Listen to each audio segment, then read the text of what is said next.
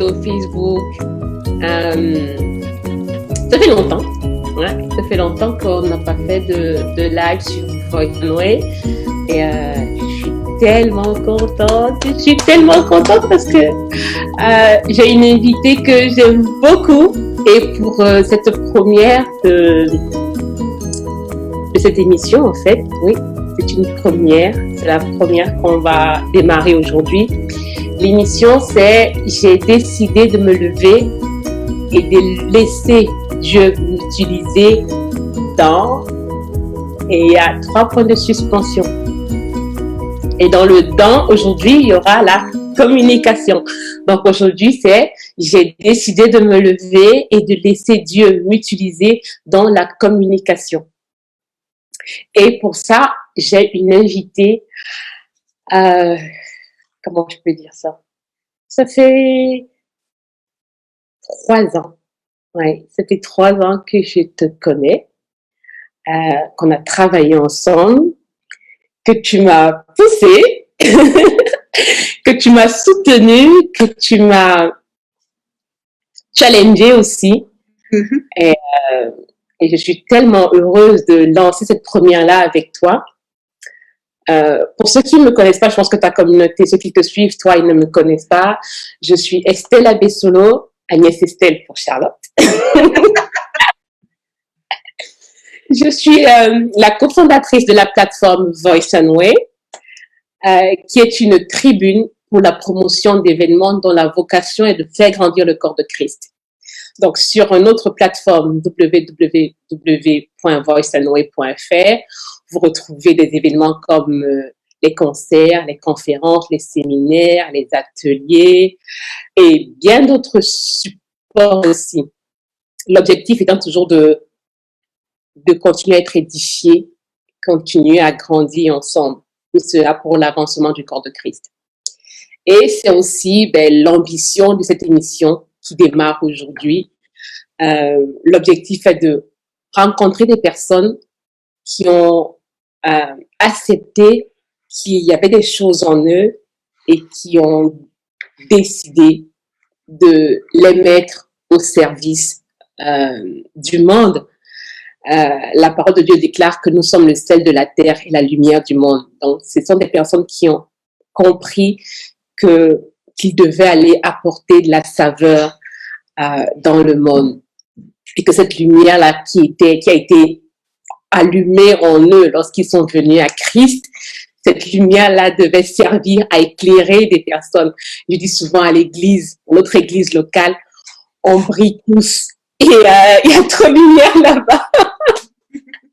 Et donc, c'est d'ailleurs là-bas qu'on nous attend pour aller briller. Alors, cette émission, c'est vraiment pour qu'on continue à grandir ensemble à travers les témoignages qu'on va recevoir, au travers des parcours des invités qu'on aura, qu'on se sente challengé et qu'on se dise, ah là, si le Seigneur a pu faire ça à travers eux, il peut faire ça à travers moi aussi. Donc, j'aimerais te parler et je vais te laisser, Charlotte.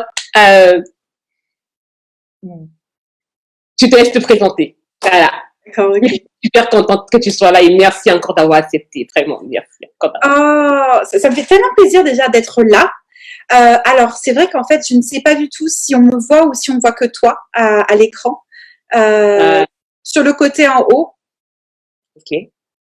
Affichage d'intervenant, donc normalement, on est censé te voir, toi. Ok, super. Tu vois. Alors, donc déjà, bonjour tout le monde et merci beaucoup de nous accueillir aujourd'hui sur le Facebook donc, de Voice and Way. C'est vraiment étrange, en fait, Agnès Estelle, de se retrouver ici après tant de temps.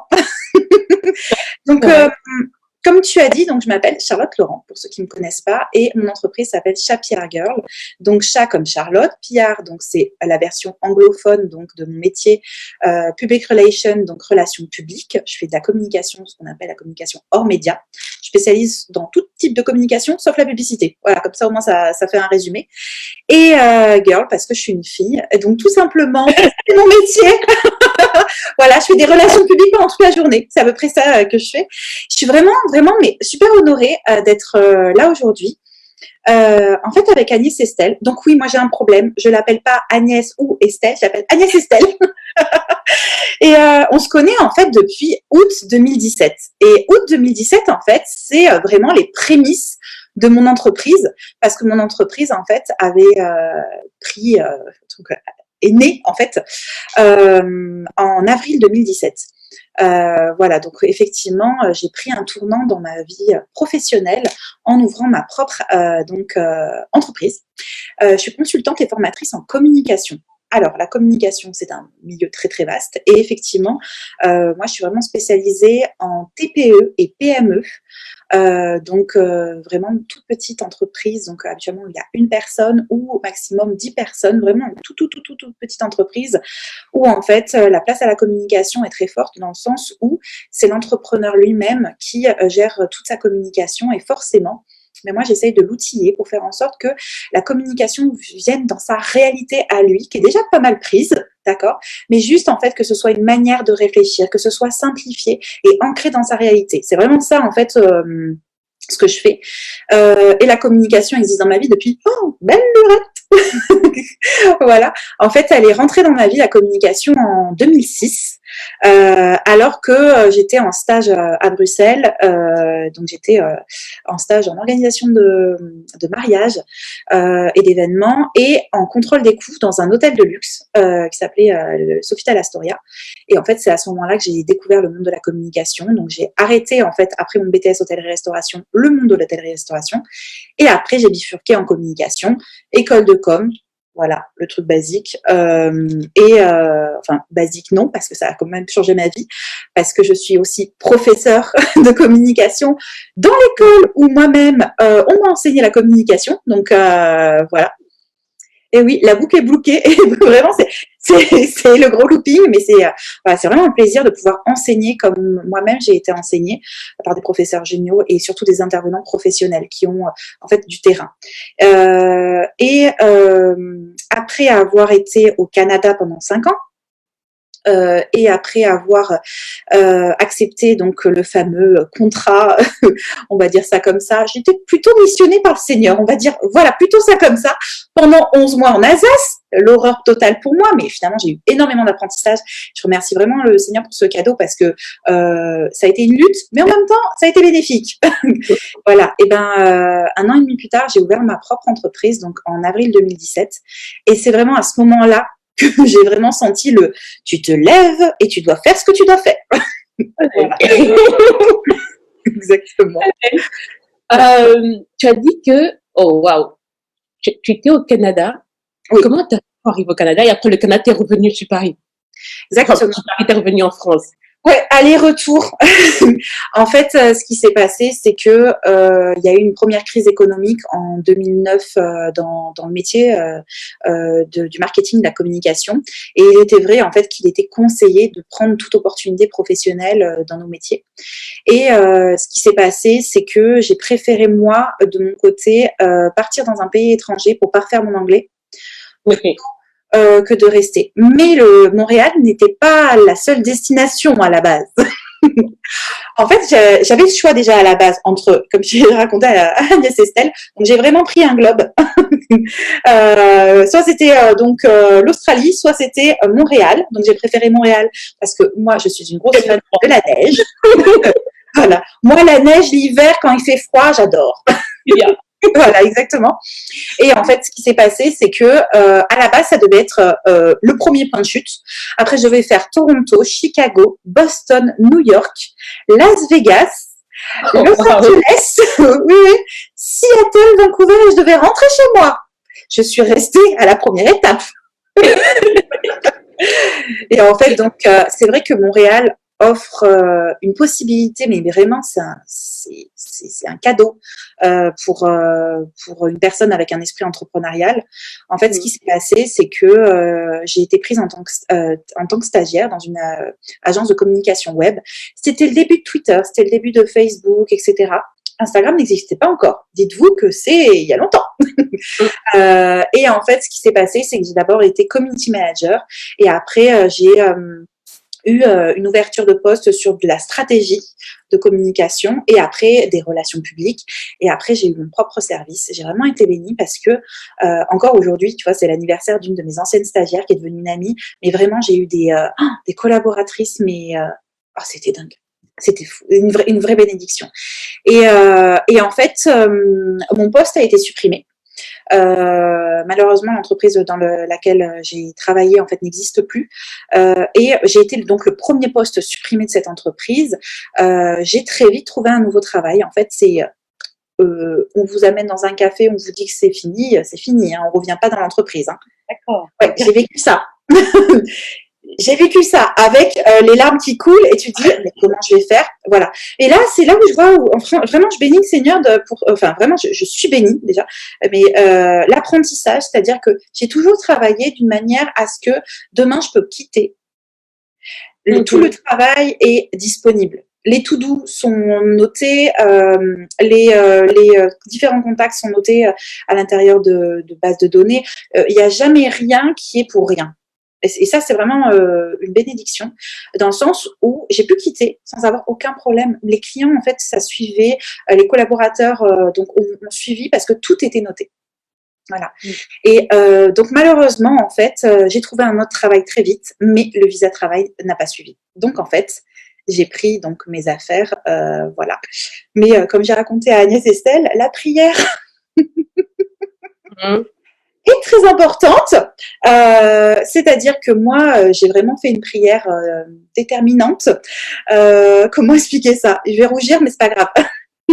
En fait, à cette époque-là, j'étais très amoureuse et le problème, c'est que je savais qu'il y avait un truc qui ne marchait pas. Et donc, en fait, j'ai tout simplement prié Seigneur, si c'est pas l'homme que tu as pour moi, Seigneur, déracine-moi. J'ai vraiment eu dans ma tête des moulins à vent hollandais. Vous voyez, les grandes étendues, là, pas une montagne pour arrêter le vent, non. Et j'ai vu genre, boum, en 15 jours, j'étais rentrée chez moi. 15 jours. 15 jours. Ah oui, c'est rapide. Action-réaction. Tu as demandé. J'ai demandé. Mais par contre, c'est-à-dire qu'à partir de ce moment-là, je me suis rendu compte que la prière était dangereuse. C'est-à-dire qu'il faut vraiment prier. Il y a autant des choses positives que des choses qui peuvent être intenses. Quand on demande une réponse, on l'a. Hein. Voilà, c'est ça. Et après ça, maintenant, ma manière de prier a légèrement changé. Hein, on va dire ça comme ça. Dans le sens où je demande d'avoir une rectification de qui je suis avant d'avoir les mouvements autour de moi. On va dire ça comme ça. Et je vois à quel point le Seigneur a tout planifié. C'est-à-dire, je suis passée par un moment de désert et intense. Mais vraiment, désert. Et ça a duré des mois jusqu'à la création de mon entreprise. Mais j'ai jamais autant appris de ma vie sur moi-même, sur ma force en fait intérieure qui est tout basée sur ne plus me sentir seule et être avec lui, quoi, vraiment. Est-ce que ça a été évident de quitter le salariat? Comment tu l'as dit, voilà, je reviens en France, est-ce que je postule pour un nouveau poste? J'avais quand même une sacrée expérience, une expérience à l'étranger et tout. Oui. Et là, je te dis non, je vais créer ma structure. Alors, comment ça s'est passé? Donc, il faut savoir que moi, déjà, j'avais de base un esprit entrepreneurial. C'est-à-dire qu'au sein de l'entreprise dans laquelle je travaillais à Montréal, j'avais la possibilité, en fait, d'être moi-même, en fait, responsable d'un service, des coûts, etc., etc. Donc, voilà. Donc, et de base, en fait, comme mon papa était entrepreneur à l'époque, c'est vrai que j'avais eu cet apprentissage-là depuis toute petite. Je suis une boîte à idées. Voilà, j'ai besoin en fait d'avoir ça, des projets. Donc en fait à Montréal, j'ai jamais eu un seul emploi. À Montréal, en fait, j'ai été chroniqueuse pour plusieurs magazines et ce qui m'a ouvert énormément de portes, dont des portes que j'aurais jamais soupçonnées. Hein, vraiment, voilà. Je sortais presque tous les soirs, j'allais dans des restaurants, des hôtels. Enfin, c'était vraiment la vie. on va dire sur le papier, paradisiaque. Une bonne paye, le coach sportif, enfin vraiment, le matin, coach sportif, la journée, rendez-vous à droite à gauche, enfin, le truc, mais sur papier, ça fait rêver, quoi. Collaborateur avec qui tu t'entends bien et tout, tu rentres, restaurant, non mais, oh, le cliché, voilà. Mais en fait, rattrapage, boum, désert. Et ça a recommencé dans le sens où mon travail en Alsace, alors j'aurais pu en fait prendre le pas d'ouvrir ma propre agence tout de suite en rentrant, voilà. Mais c'est vrai que ça aurait pris du temps avant d'être libre financièrement. Et j'avoue que voilà, pour faire plaisir à mes parents, mais je leur en veux pas du tout parce que voilà, c'est la protection des parents, etc. Pour faire plaisir à papa, maman, j'ai d'abord pris en fait un boulot avec un titre. Voilà. Donc j'ai été directrice des relations publiques, relations de presse et des événements dans une boîte internationale. Voilà. Et donc j'avais par contre un emploi du temps digne de mon titre.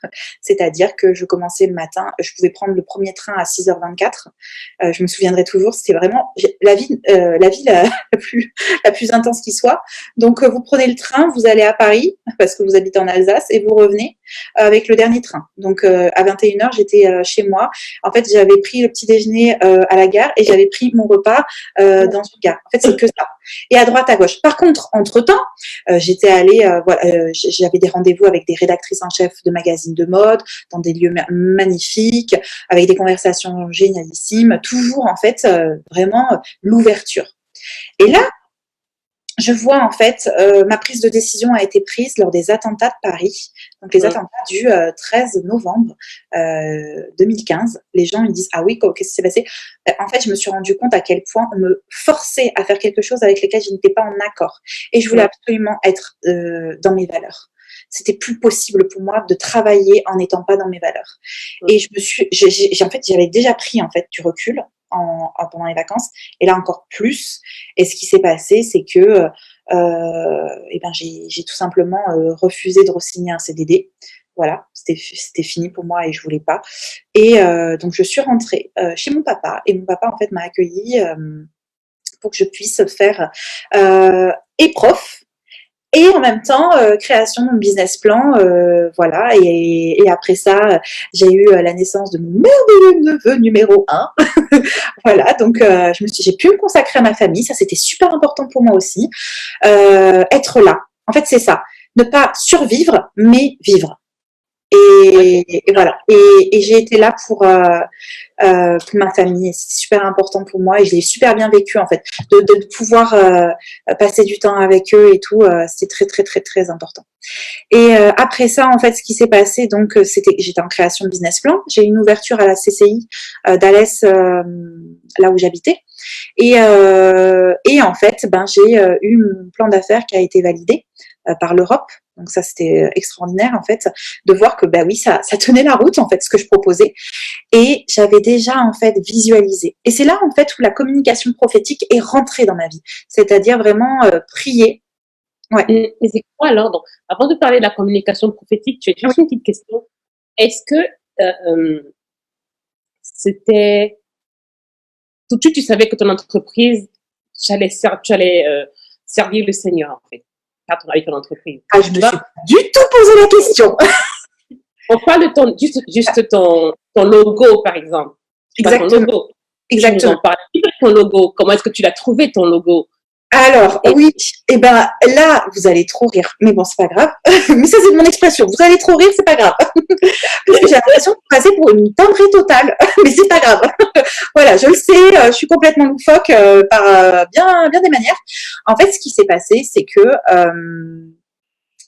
c'était en février-mars 2016.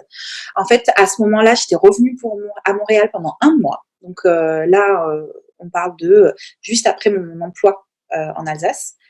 Et en fait, à ce moment-là, j'ai dans ma tête l'idée de je vais ouvrir ma propre entreprise, etc. Là, je prie et je me vois en train de prier avec un tatouage, mon cœur, ici est ancré, et ici, donc, une encre de bateau, et ici en Christ, en train de prier comme ça. Et donc, en fait, mon cœur est ancré en Christ. Oh, waouh, amen. C'est ça. Donc mon logo, c'est tout ça, tout simplement ça. Voilà, c'est une vision que j'ai eue et en fait, voilà, j'ai décidé tout simplement de d'avoir un logo comme ça. Et mon designer, qui n'est pas chrétien, a reçu le brief. Et ben, il a fait quelque chose d'extraordinaire. Je me suis même pas posé de questions. Voilà, J'ai c'était validé. exactement, ouais, c'était Il a fait exactement comme comme il fallait. Et c'est là où je vois à quel point bah, finalement, il n'en faut pas plus.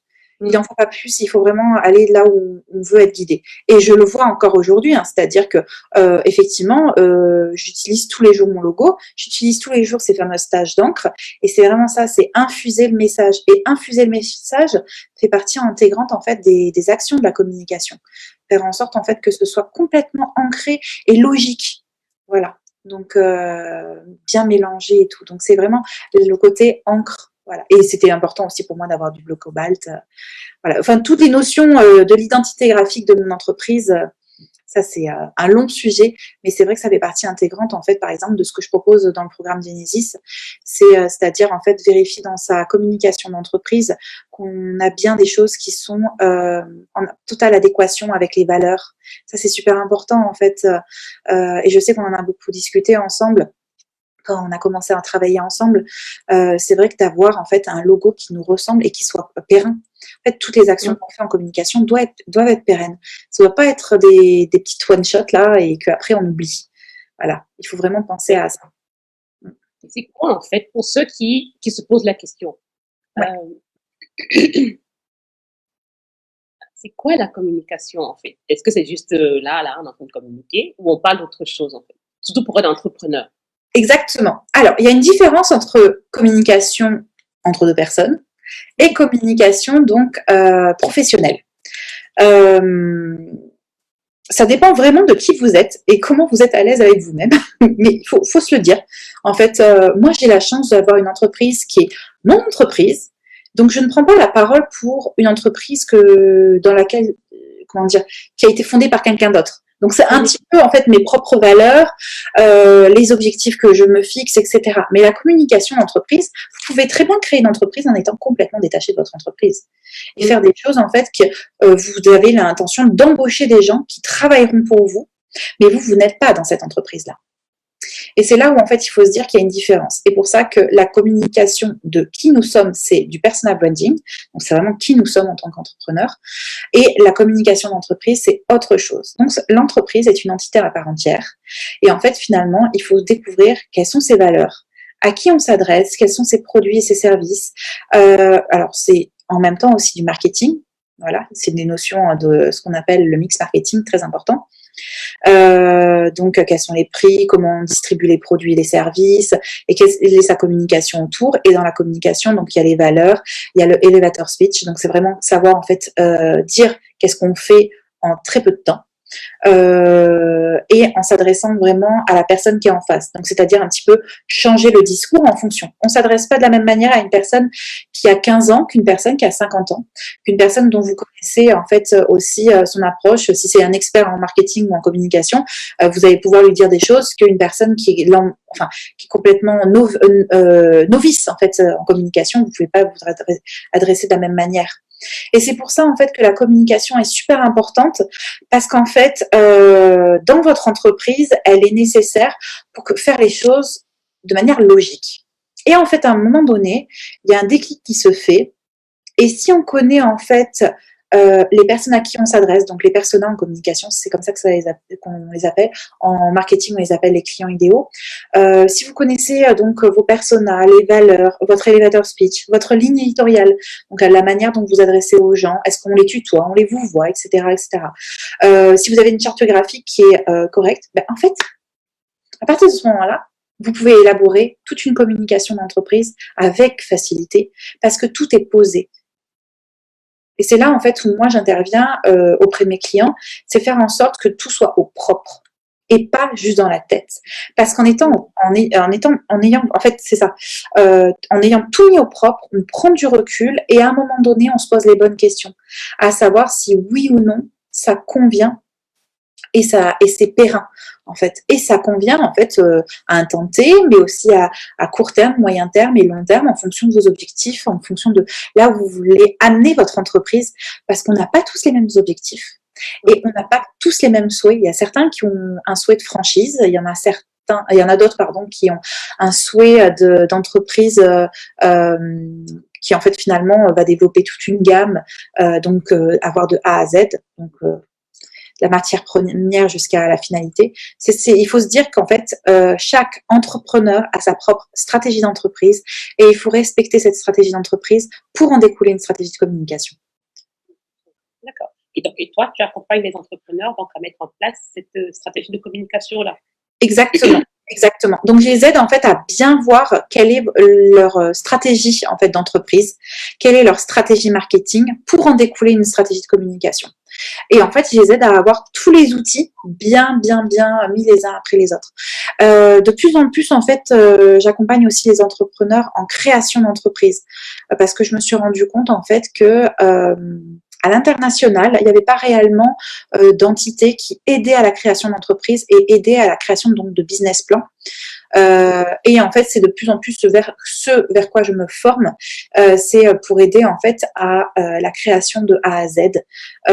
Et ça amène à des choses absolument extraordinaires dans le sens où je me rends compte que voir quelque chose éclore sous ses yeux, c'est assez impressionnant. Quand c'est pas son propre bébé, on va dire ça comme ça. Voilà, on se dit waouh, ah oui, il se passe ça. Et en très peu de temps en plus, parce que c'est vrai que j'ai 3 types moi de clients, donc j'ai 3 types de personas avec 3 types de personnalités. Moi, à chaque... Tu leur as donné des noms, c'est ça? Exactement, exactement. De toute façon, moi, quand je parle avec mes clients, je reprends les noms de leurs personas en disant au fait, comment va et puis pom poum. Donc moi, c'est des Elisabeth, des Amanda et des Olivia. Et Elisabeth, en fait, c'est vraiment l'entrepreneur pur, les chiffres, le retour sur investissement, on y va, tout est carré. Elle fait ses tout doux en temps et en heure, il n'y a pas de souci, j'ai mon rendu, c'est propre, c'est nickel, on se pose pas trop de questions.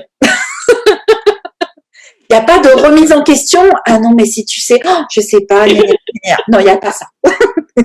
Voilà. J'ai les Amanda qui sont des entrepreneuses et en fait qui aiment tellement leur entreprise, elles se laissent envahir par leur entreprise. Et en fait, arrive un moment donné où elles grossissent en fait en tant qu'entreprise et donc et l'entreprise peut être amenée à faire des franchises ou à même à voir sa propre entité grossir. Et là, en fait, elle se dit ok, moi toute seule, je vais pas y arriver. Donc, il va falloir que je structure un petit peu les choses pour pouvoir déléguer. Et c'est vraiment tout. À chaque fois que j'imite Amanda, c'est on a fait une journée. Allez, on va faire la deuxième.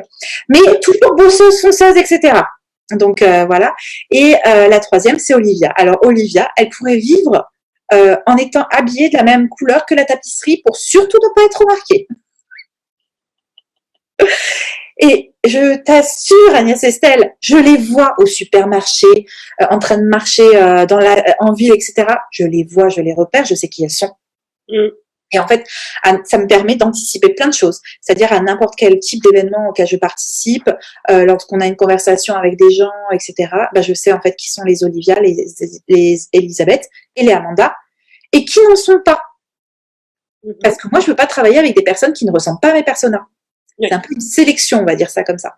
Et de toute façon, ça c'est un truc qui est extraordinaire, c'est très rare qu'il y ait une personne qui vienne à moi et qui n'est pas un des portraits. Parce qu'en fait, j'ai une sélection de ouf. Grâce à mes outils de communication, je m'adresse vraiment qu'à ces personnes et pas à n'importe qui. Et très sincèrement, en fait, les personnes qui ne sont pas attirées par le message que je diffuse, ça les intéresse pas et elles sont... Donc, en fait, finalement, ça me fait une sélection, quoi. Oui. Donc, c'est donc l'intérêt, en fait, de mettre en place une stratégie de communication intéressante. Complètement. Bien travailler. Donc, ça te permet déjà de savoir que tu communiques à une catégorie de personnes bien définie. Ça veut dire que ceux qui viennent te suivre, ceux qui te suivent sur ta page, ceux qui te suivent sur tes réseaux sociaux, ce sont des gens qui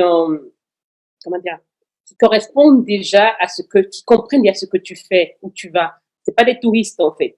Donc, si quelqu'un va te contacter pour prendre rendez-vous, pour aller plus loin et comprendre ce que tu fais, ça veut déjà dire qu'il y a déjà une présélection qui a été faite en amont. Oui, exactement. Là, par exemple, tu vois, la dernière fois, j'ai fait un petit calcul. Donc, c'était les 3 ans de mon entreprise en avril dernier. Donc, j'ai fait un calcul de savoir combien de devis j'avais envoyés qui correspondaient pas du tout au type de client. J'ai fait au début.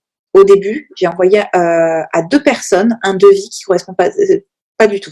Mais c'était vraiment, voilà, parce que on m'avait dit, ah oui, je t'assure, il a besoin de communication, etc. T'envoies ton mail, tu fais un devis et tu te dis, ouais, non, mais en fait, jamais de la vie. Ce qui s'est passé, c'est qu'à un moment donné, j'ai eu une prise de conscience et je me suis dit, non, mais tu vends une stratégie de communication de toute façon, en général, pour chacun des entrepreneurs qui est ancré dans sa réalité, fais une stratégie de communication qui te ressemble vraiment, Charlotte, et qui ressemble vraiment à ton entreprise. À partir du moment où j'ai fait ça, en fait, j'ai que 4 personnes en 3 ans, 4 personnes qui sont venues et qui n'ont pas signé le devis proposé. Waouh. Voilà.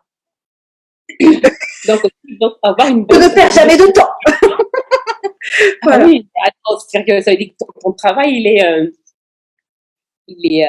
comment dire, il est fait en amont. En fait, il y a beaucoup de travail qui est fait en amont. Et donc, c'est-à-dire que avoir une bonne stratégie de communication, ça te permet aussi de cibler vraiment tes clients. Oui. Et lorsqu'ils viennent, les prospects, ils sont déjà même convaincus bien avant que tu ne. Bien avant, oui, exactement. Et je sais en fait que moi j'ai des prospects qui ont besoin en fait de me voir. Donc c'est pour ça qu'en fait j'ai une chaîne YouTube avec des introductions de sujets que j'aborde. Ils ont besoin de savoir la manière dont je pense. Donc résultat, le blog est fait pour ça. Ils ont besoin de connaître un minimum ma vie privée. Donc résultat, ils vont sur Instagram. Là, ils ont tout ce qu'ils veulent savoir. Mais bien sûr, c'est des informations que je décide de diffuser. Sur Facebook et LinkedIn, c'est vraiment des informations qui sont reprises de mon blog, mais qui sont des informations directes et encourageantes. Parce que le but, en fait, c'est toujours d'encourager ces 3 types de personnes-là avec le vocabulaire qui correspond à leurs besoins. Voilà. C'est ça où, en fait, c'est très important dans les stratégies de communication. Il faut commencer. Alors, c'est un exercice qui est important. Je rigole là-dessus, mais je demande souvent de faire des tableaux de visualisation et ça fait partie complètement de la communication dite prophétique. Alors, excusez-moi, j'ai derrière mon chat, tout va bien. Voilà. En fait, c'est très important de faire des tableaux de visualisation pour visualiser les objectifs qu'on s'est fixés, pour visualiser avec qui on travaille. Donc, moi, je demande en fait tout simplement à mes clients de faire des tableaux de visualisation pour leur persona, pour connaître qui ils sont, leurs besoins, leur environnement, et pour faire en fait tout simplement des choses qui leur ressemblent. Exemple, là, je vais monter une série de conférences en 2021. J'espère que le Covid sera parti d'ici là. Voilà. Exactement, ce sera fini. Voilà, on a bien compris, hein, on a bien compris.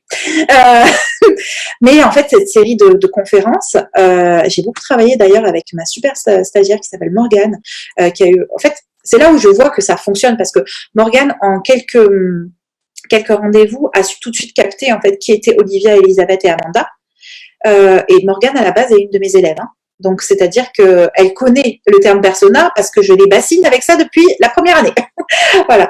Ouais, c'est super important. Et en fait, quand je lui ai donc décrit mes personas, etc., quand elle a fait les tableaux de visualisation pour l'organisation des conférences, ben, tip top, j'ai rien à dire. Parce qu'elle avait un bon brief, elle est super intelligente, donc en fait, elle a juste eu à mettre en action en fait sa créativité et voilà, et en fait d'avoir ce tableau de visualisation et en moi de mon côté avoir la stratégie écrite, je sais que par exemple avec tous mes collaborateurs ils vont avoir le papier et tout sera clair, net et précis. Et en fait à partir du moment où c'est au propre, et ça j'insiste beaucoup, propre, c'est-à-dire le cahier tout brouillon, etc. Non, ça ne fonctionne pas. Moi, tout doit être au propre. Et bien souvent, en fait, je demande même à mes clients de s'engager. Alors, c'est les seules choses que je demande. C'est-à-dire que je demande pas de l'impression de 300 documents, etc. Je demande en fait qu'il y ait des choses qui soient imprimées pour être vues. Et là, en fait, d'avoir les tableaux de visualisation des personas en phase 2, ça veut dire que quand je me lève le matin là et que que je réfléchis à mon entreprise, à ses stratégies, etc., je fais pas des choses en fonction de Pierre-Paul Jacques, de ma voisine, de ma concurrente. Je fais des choses en fonction de mes personas et en fonction de comment ils le vivent, voilà, en fonction de tout ça, en fonction de ce que eux ont besoin. Ok. Voilà. Tu parlais tout à l'heure de communication prophétique. Oui. Alors, c'est une notion en fait qui est apparue dans mon vocabulaire selon l'exploit du Seigneur. J'ai fait, c'est quoi ce truc encore? J'en peux. Des fois, il est plein de surprises, plein de ressources, papa. Merci beaucoup. Voilà. En fait, ce qui s'est passé, c'est qu'à un moment donné, j'avais besoin d'un nouveau souffle dans ma communication, un nouveau souffle en fait dans mon entreprise. Et là, je dis Seigneur, je comprends pas ce que tu veux vraiment. Qu'est-ce qui me différencie réellement d'un autre ou d'une autre en communication? Qu'est-ce qui fait en sorte que ma méthodologie, parce que ça c'est très important aussi, quelle est la méthodologie de mon entreprise? Et là, en fait, il a commencé à me montrer un château de cartes sur lequel on pouvait souffler et tout s'écouler. Et il m'a montré un temple égyptien. Alors, l'Égypte me parle beaucoup parce que pour moi, en fait, c'est depuis des années que j'aime tout ce qui est temple égyptien, culture égyptienne, etc. C'est très, très, très, très marqué chez moi. Je pense que c'est arrivé en sixième. En sixième, on étudie à un moment donné l'Antiquité, etc. Voilà, ça arrivait. J'ai même voulu être archéologue, pour vous dire. Mais pareil, c'est une histoire de serpent. Ça ne s'est pas fait sur les serpents. Et en fait, ce qui s'est passé, c'est que le scarabée fait partie en fait de mon histoire perso aussi parce que le logo, j'avais à un moment donné un blog mariage et le logo en fait était un scarabée et en fait le scarabée veut dire l'éternité.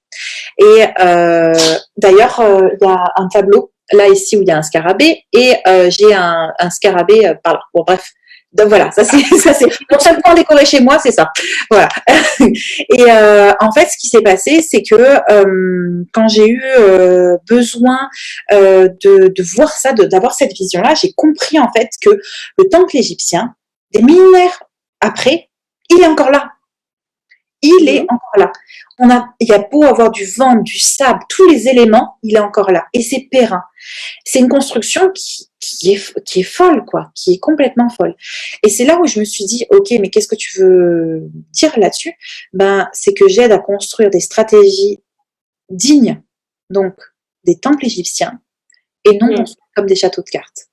Et dans ma tête, j'ai fait, ok. Et c'est pour ça, en fait, qu'est apparu Dionysus avec le logo des racines. Waouh. Voilà. Wow. C'est génial, c'est génial. C'est-à-dire qu'au quotidien,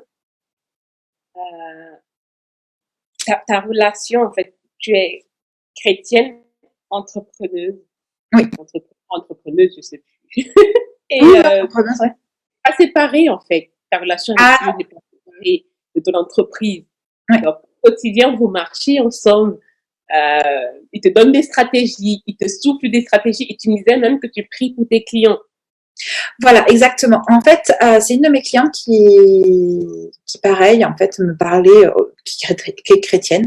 On parlait justement de notre relation avec le Seigneur, de comment, en fait, le Seigneur interagit dans nos entreprises, comment ça se passe, etc. Et ce qui est arrivé, donc elle s'appelle Marinella, et Marinella m'a dit, mais est-ce que tu pries pour les clients de tes clients? Et là, il y a eu un bug.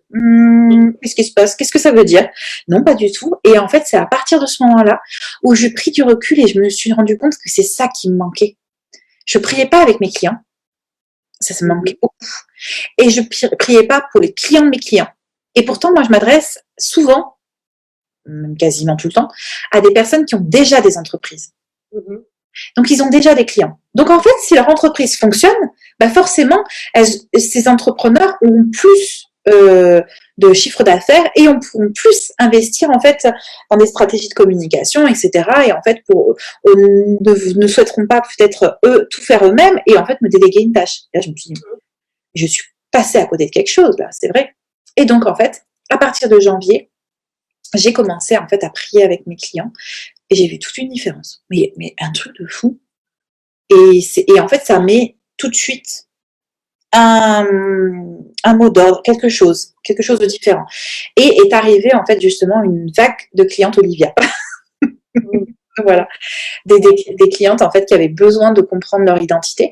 Et donc en fait, à travers la création de leur entreprise, on parle aussi de l'identité d'entrepreneur, l'identité, l'importance de connaître son identité, etc., etc. C'est tout un programme, voilà. Ouais. Oui, mais je tiens à préciser que tu ne travailles pas qu'avec les chrétiens.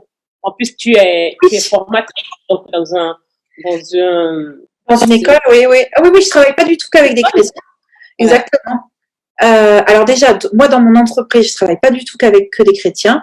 J'ai des clientes qui sont aussi non chrétiennes et j'ai des clientes qui, en fait, de toute façon, moi j'ai toujours eu du respect pour les personnes qui n'ont pas la même foi que moi, dans le sens où moi je suis pas née, on va dire chrétienne, parce que voilà, moi j'ai rencontré Christ en 2012, comme ça, bam, c'est fini. Voilà. Et donc, à un moment donné, tu fais, ok, qu'est-ce que tu fais? Est-ce que genre maintenant tu t'adresses plus aux autres? Mais pas du tout. Voilà. Et en fait, je parle complètement de ce qui se passe dans ma vie, mais sans aucun problème.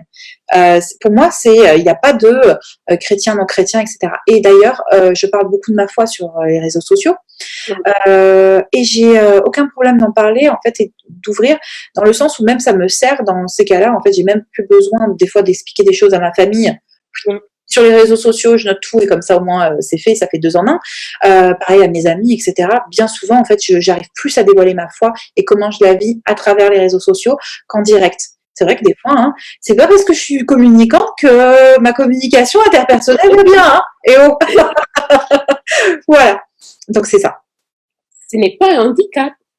Non. Le fait que tu parles de ta foi, ça n'a jamais empêché. Au contraire, comme tu dis, tu en parles ouvertement, malgré ça, non. Avec ça, quand même, tu as des non-chrétiens qui viennent et qui travaillent avec toi. Ah. Oui, et j'ai même eu une cliente, elle m'a fait trop rire. En fait, j'ai une cliente qui un jour m'envoie un message sur Instagram et me dit voilà, je viens te voir parce que c'est ma sœur qui m'a parlé de toi. Ma sœur en fait te suit sur les réseaux sociaux et en fait trouve que comme tu assumes complètement ta foi, et ben finalement ça fonctionnerait bien entre nous. Un truc comme ça. Quand j'ai dit ça, ah ouais. Donc ça veut dire que maintenant en fait ma foi, même si des personnes qui n'ont pas la foi chrétienne, eh ben ça fait en sorte que ils veulent en fait travailler avec moi. Non, mais c'est juste génial. Ah oui. Derrière. Voilà. Complètement. Complètement. C'est juste ouais, oui. C'est là où en fait on voit à quel point c'est extraordinaire. Il y a beaucoup plus de respect qu'on ne le croit des individus les uns envers les autres et en fait moi j'imposerai jamais de croire en ce que je crois et je ne voudrais pas qu'on m'impose en fait ce que les gens en fait j'ai besoin d'avoir une liberté, j'ai toujours été comme ça. Moi tant que j'ai pas reçu quelque chose c'est très difficile de me l'imposer. Voilà, c'est un peu voilà et en fait je me suis rendu compte à quel point c'est là où finalement il y a le comment dire, il y a quelque chose d'extraordinaire qui se passe. Plus je suis tolérante, plus j'accepte complètement l'autre comme il est, plus il y a une différence qui se fait. Voilà. Ouais, complètement. C'est génial, c'est génial. Pour des personnes qui nous suivent aujourd'hui, comment est-ce que tu peux les aider? Alors, imagine, moi, il y a 3 non, on a commencé Voice and Way. Imagine.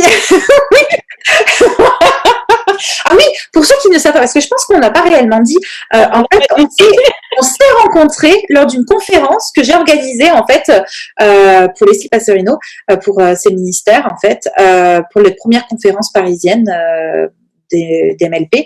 Et après, on s'est revus 1 an après parce qu'en fait, j'avais mis en place un groupe WhatsApp où en fait, on se suivait sur nos priorités, etc. Et après, on s'est retrouvés et c'est là où en fait, tu m'as parlé de ton projet et tu m'as dit, il faut qu'on travaille ensemble. Ok, d'accord.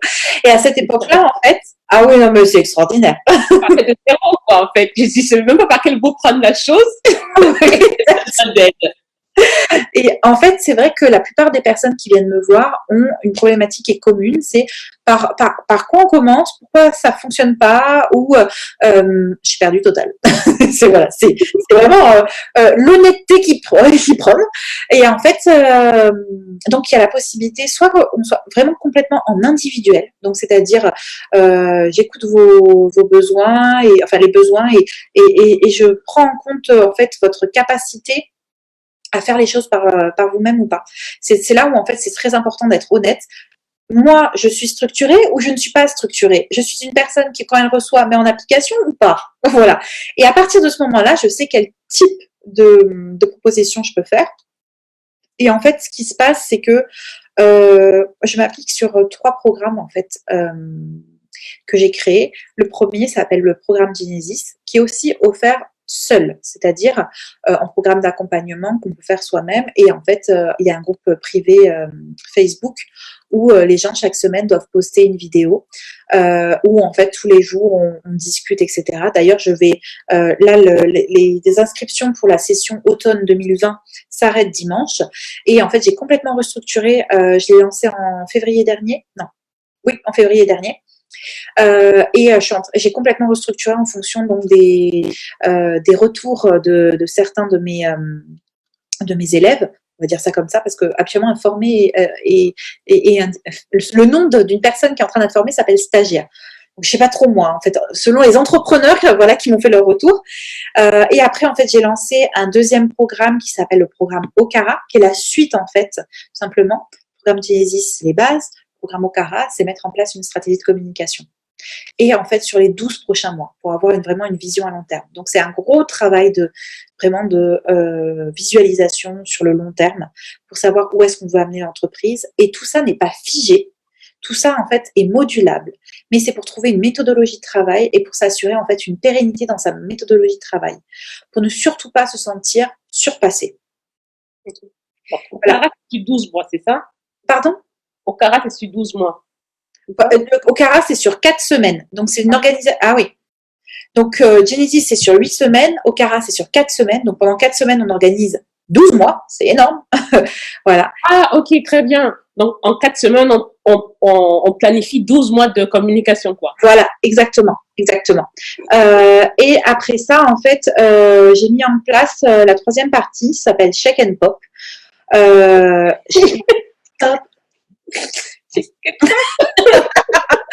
Et en fait, c'est drôle parce que ah oui, tout à l'heure on discutait. J'ai retrouvé mon carnet où j'ai noté tout. C'est-à-dire en fait que toutes ces idées-là, pour que vous sachiez un petit peu de la manière dont ça se passe, sont arrivées dans ma tête. Donc de manière assez progressive. Et à un moment donné, tout est sorti dans un Burger King avec une couronne sur la tête. Et voilà, tout est noté ici. Bam. Voilà. Donc toutes les dates. Hein, donc le programme débutant, le programme intermédiaire et le programme avancé. Et c'est tout noté, hein, de comment ça va se passer, etc. Et effectivement, j'avais noté que le programme, par exemple, avancé, Shake and Pop, commencerait en novembre 2020. Eh ben non, il a commencé plus tôt. Il a commencé en septembre. Voilà. Et en fait, c'est pas du tout la même manière qu'un programme, c'est tout simplement la réunion de femmes entrepreneurs. Et il n'y a pas forcément que des chrétiennes, c'est vraiment pareil, hein, dans la même idée. Et en fait, d'abord, ce sont des dîners, donc des dîners que je fais chez moi. C'est vraiment un club de femmes d'affaires, entrepreneurs. Vraiment, l'idée, c'est vraiment d'échanger à travers un repas que je fais. Alors, merci le BTS Hôtellerie-Restauration. Moi, je vous le dis quand même. Ouais. Je cuisine et ça c'est très important pour moi, c'est quand je reçois les gens chez moi, il faut vraiment que je cuisine, sinon je me sens à moitié et être à moitié c'est pas possible. J'ai le côté maman italienne qui débarque, voilà. Et en fait ce qui se passe c'est que on échange et on échange sur plein de trucs. Et donc jeudi dernier par exemple j'avais donc 4 personnes qui sont venues à la maison, on a fait donc un dîner à 5 personnes, on a respecté les normes Covid. Ça, c'est très important aussi. Mais c'est extraordinaire. Mais qu'est-ce qu'on a ri. Et c'est là où, en fait, on voit les choses qui changent, qui bougent, parce que on veut avoir un club de femmes d'affaires pas rigide, genre, je me lève et je me présente. Alors, moi, Charlotte Laurent, chez moi, là, ça fonctionne pas. Et en fait, c'est une idée qui m'est venu du D-Club. Donc, c'est un club de femmes entrepreneurs, pareil, que j'avais fait à Montréal, sur une idée de Vanessa Sicotte, de Damasque et Dentelle, qui est une super amie et qui a été mon mentor, en fait. Et on a créé ce club-là ensemble. C'est plutôt elle qui l'a créé, mais on était toutes les deux ensemble. Et en fait, le D-Club a été vraiment révolutionnaire dans ma vie et j'ai vu à quel point c'était super important d'être là. D'être là, en fait, les unes pour les autres. Et c'est du D-Club, en fait, qui est arrivé, donc Shake and Pop, les dîners. Et moi, j'avais toujours l'idée de Shake and Pop. Et en fait, il y aura un podcast, donc avec des interviews de femmes entrepreneurs chrétiennes et non chrétiennes sur plein de sujets. Et il y aura donc au printemps une première conférence ouais, Notez. à Montpellier. Et la thématique, moi je trouve ça génial, parce que dans ma tête je fais, alors on va faire quoi comme thématique? Le temps. Ok, d'accord. En fait, tout ce que je vis, et ben hop, ça vient des choses. Okay. Parce qu'en fait, finalement, on ne prend pas le temps de se reposer, on ne prend pas le temps de réfléchir, on ne prend pas le temps avec les gens. Et ça va très vite. Et en fait, finalement, on passe à côté de plein de choses, alors qu'on devrait vraiment être beaucoup plus reposé, beaucoup plus posé, et prendre le temps d'apprendre à connaître les gens, c'est super important. Vraiment, vraiment. Et donc, c'est pour ça que je veux pas une conférence où il y aura 300 personnes, ce sera vraiment plus petit. Mais par contre, je veux que ce soit, j'allais dire gâté. Ben, c'est réellement ça. Hein. C'est-à-dire des choses, des petits détails qui font toute la différence. Et qu'on ressorte, qu'on soit prêt à être des temples égyptiens. Amen. Oh, waouh, quelle glorieuse idée. Merci, Seigneur. Vraiment, à Montpellier, tu as dit, on va y aller. Montpellier, c'est pas loin. Oui, ah oui, en train là de Paris, c'est 3h30, il n'y a aucun souci. Et ce sera sûrement fait dans un. Exactement. Ce sera sûrement fait en fait à côté d'un hôtel ou dans un hôtel. On est en train de chercher salle, etc. Pour surtout en fait avoir un événement 360. Il y a mon chat qui miaule, apparemment il est d'accord. Voilà. Donc ouais, en fait pour que ce soit un événement aussi où il n'y ait pas de fatigue. Et voilà, le but en fait c'est apprécier son moment. Alors moi mon rêve, ce sera à un moment donné on fera une retraite en Suisse. Hein. Mais bon, ça c'est très bien. Voilà, un feu de camp avec les chamallows et les chocolats. Voilà, mais pour l'instant, nous faisons un événement à Montpellier, c'est déjà très bien. On peut travailler et s'amuser en même temps.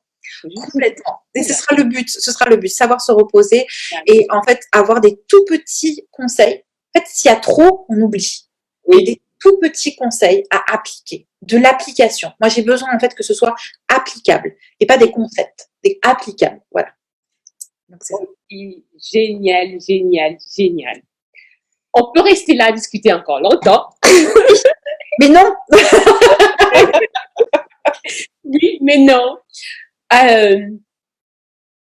J'ai envie de te dire, voilà, tu es ma première invitée pour cette émission-là et waouh, je suis tellement bénie. Et quel est le mot de la fin? Quel est le conseil que tu peux donner à tout entrepreneur par rapport? Parce que la communication, c'est vrai, on se dit, voilà, quand tu lances, il faut que j'aille sur Facebook, j'aille sur Instagram, j'aille sur, je sais pas moi, que je crée mon site internet, bref, il faut que je sois vue, il faut que je sois vue. Mais quel est le conseil que tu pourrais donner, en fait? Alors, ce qui est très drôle, c'est le conseil, en fait, que je donne vraiment à toutes mes clientes et mes clients, c'est d'avoir une base de données forte au lieu de penser d'avoir des outils de communication un peu partout. Si tu as une base de données qui est forte, c'est 30% de ton chiffre d'affaires, en fait. 30% de la valeur de ton entreprise. Pas pour 30% de ton chiffre d'affaires, mais 30% de la valeur de ton entreprise, surtout ça. Donc, la valeur globale de ton entreprise est basée sur cette base de données. C'est très important. Et ça va, en fait, avec l'idée de connaître les personnes qui sont dans cette base de données, savoir qui ils sont, envoyer les bons messages, être proche, connaître la date d'anniversaire des gens, la vie des gens. Arrêter de croire que on doit leur envoyer que des messages commerciaux.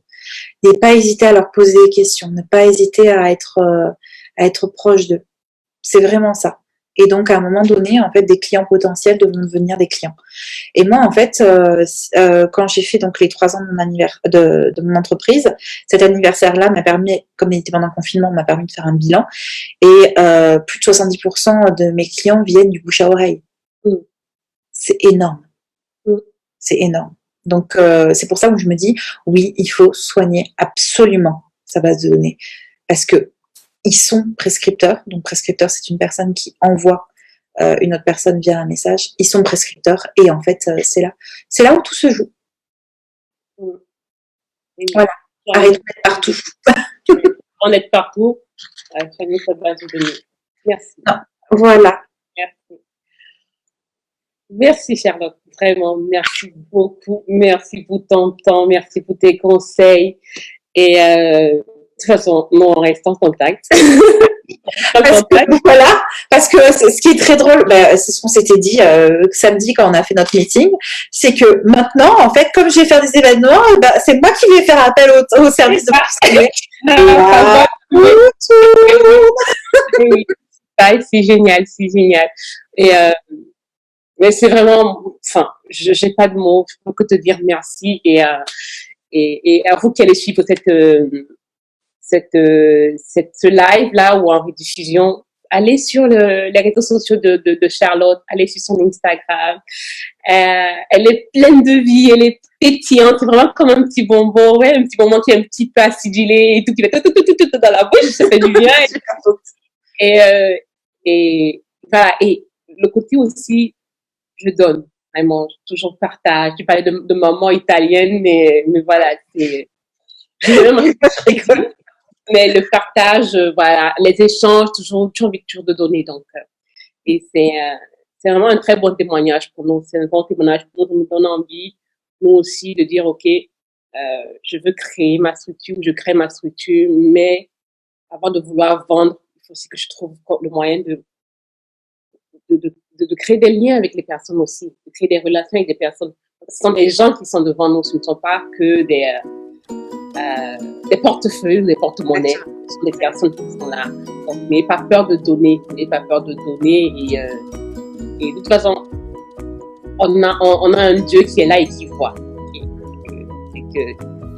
Il va gérer après la suite. Exactement. Il va gérer après la suite. Merci beaucoup Charlotte, à très vite. Bye. À bientôt. Bye bye. Portez-vous bien. Que Dieu vous bénisse.